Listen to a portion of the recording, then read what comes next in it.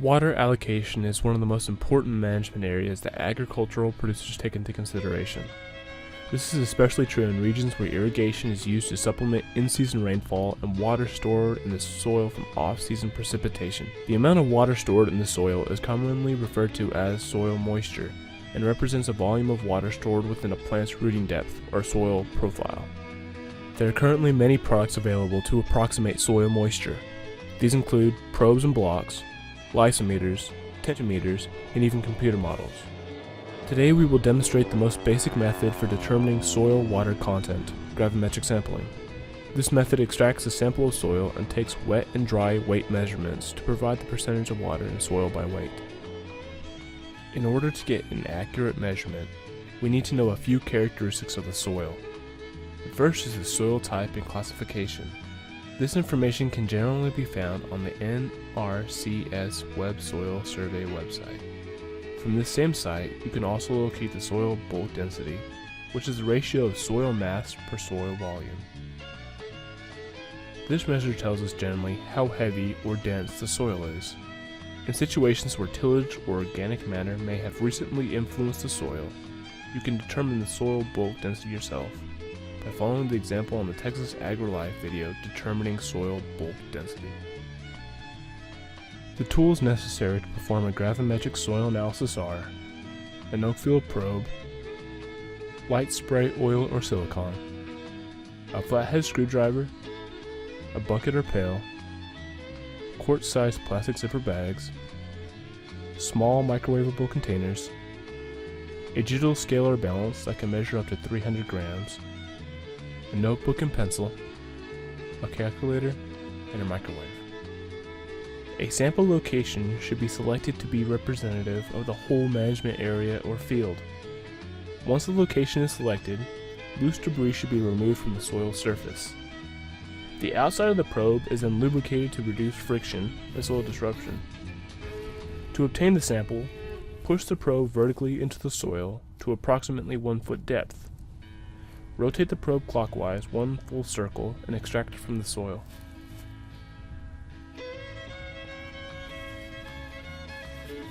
It is important to rotate the probe clockwise since most probes are built of multiple pieces that are threaded together.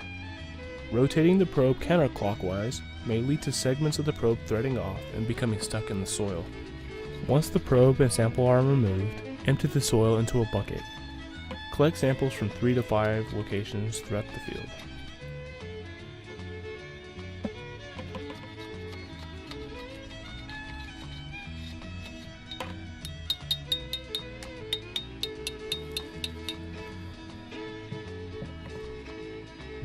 Once all the samples are collected, the soil is then mixed thoroughly in the bucket.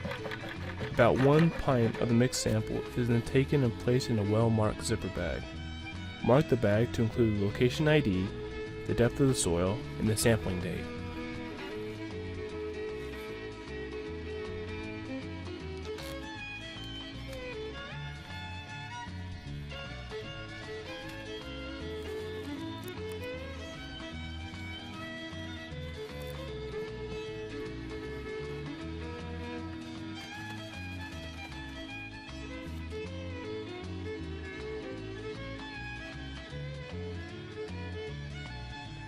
The samples are then taken to a suitable working area that is not exposed to the outside elements.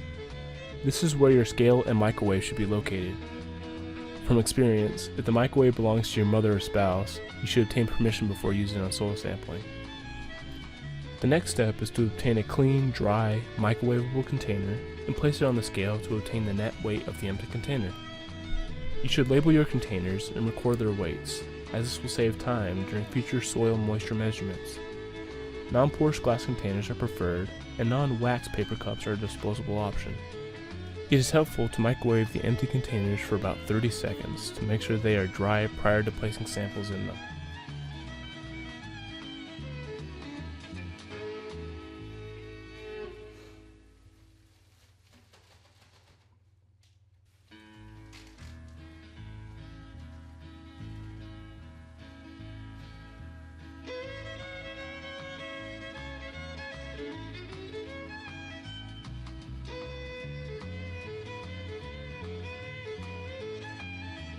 Place approximately 50 grams of soil into the container and place it on the scale and record the gross wet weight of the sample.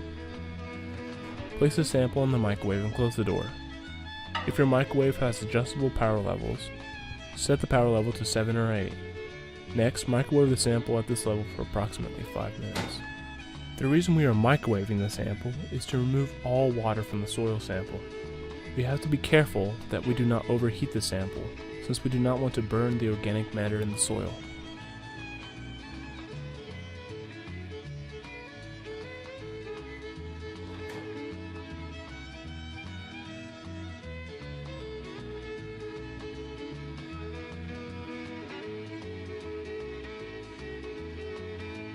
When the sample is finished in the microwave, remove it from the microwave using a hot pad or oven mitt.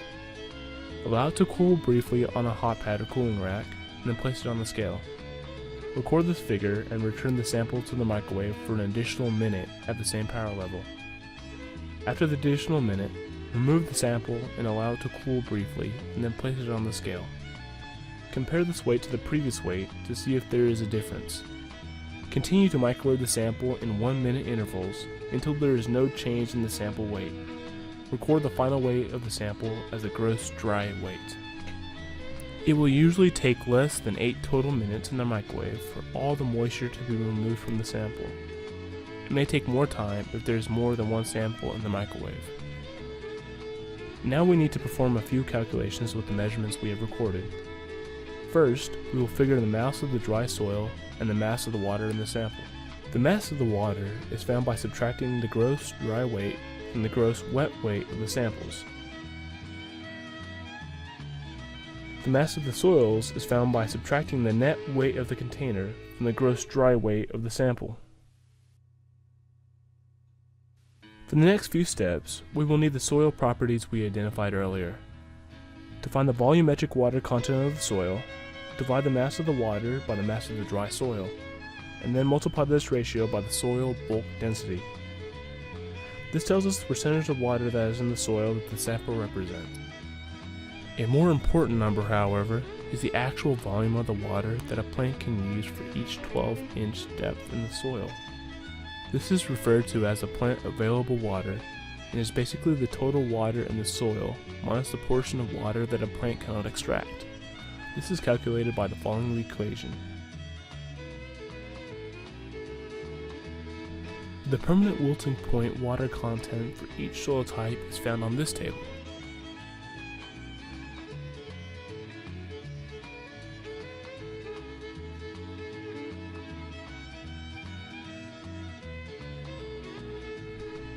To determine how much water is really available in the soil, it should be performed at each foot of depth in the soil that a plant's roots can reach.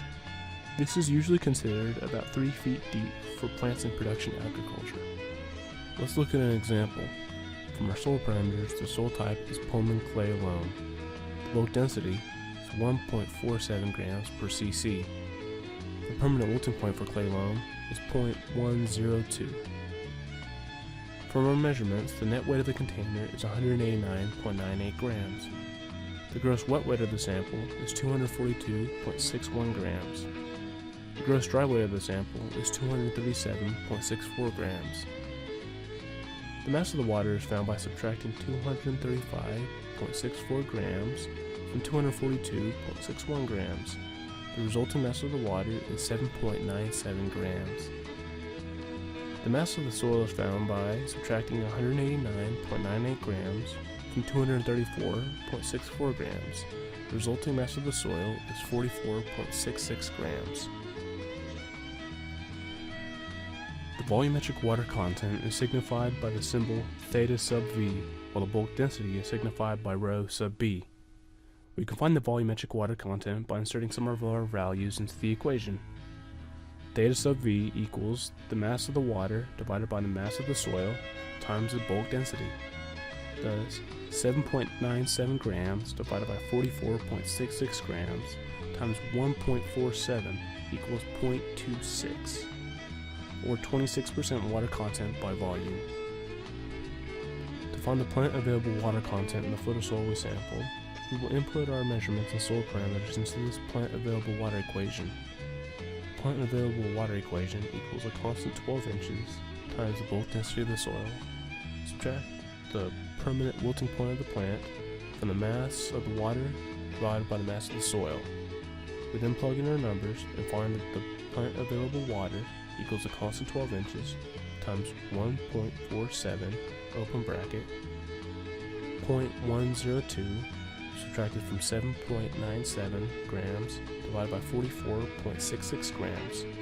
We find that the plant available water content of the soil is 1.35 inches per foot. This value shows that the top foot of our soil currently has 1.35 inches of plant available water. You would then repeat this process for each foot of soil within the plant's root zone and the sum of the values to find the plant available water in the given field.